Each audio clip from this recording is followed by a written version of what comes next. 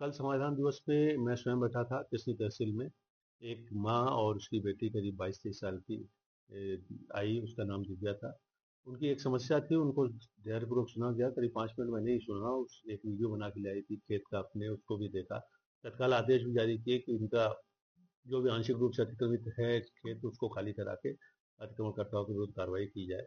और एसडीएम ने भी उनको सुना, लेकिन मुझे लगता है किसी के बहकावे में आकर उसने तत्काल आत्महत्या करने की धमकी देनी शुरू की।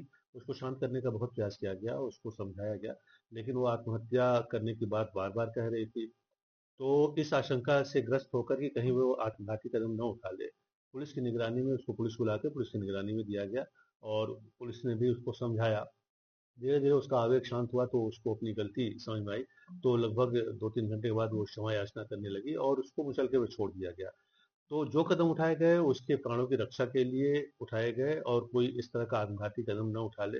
मैनपुरी में पहले 1-2 घटनाएं ऐसी हुई हैं हाल में ही, जहां पर दबाव बनाने के लिए लोगों ने आत्महत्या करने का प्रयास करना दिखाया, और उससे माहौल खराब हुआ।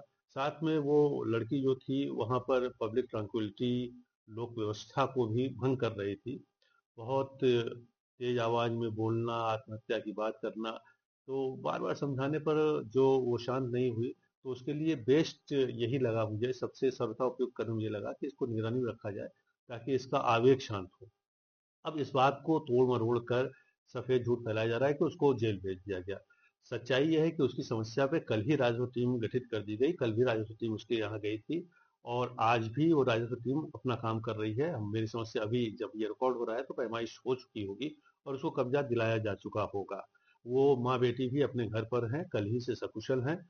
केवल उसका आवेग देखते हुए, इस आशंका से कि कहीं वो अपने आप को कोई क्षति न पहुंचा ले, उसे निगरानी में रखा गया। तो ये बात बिल्कुल झूठ है कि उसको जेल भेजा गया, या उसकी ऊंची आवाज या अपनी समस्या कहने पर नाराज होकर कोई कार्रवाई की गई है।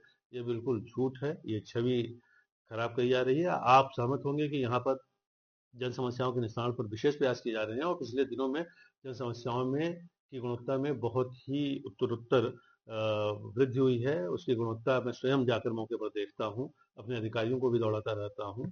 और पब्लिक से भी ये कहना है, सामान्य जनता से, कि अपनी किसी भी समस्या को लेकर कभी भी मेरे पास आ सकते हैं, IGRS पोर्टल पर शिकायत कर सकते हैं। उनकी समस्याओं का त्वरित निस्तारण होगा। और ऐसे लोगों से सावधान रहें जो आपको उकसा रहे हैं या बहकावे में ला रहे हैं, क्योंकि उनके लिए केवल अपना स्वार्थ सिद्ध करना प्रमुख है। आपकी समस्या से कुछ लेना देना नहीं है। आपकी समस्या का निस्तारण जिला प्रशासन और पुलिस ही करेगी। आप निसंकोच होकर आएं और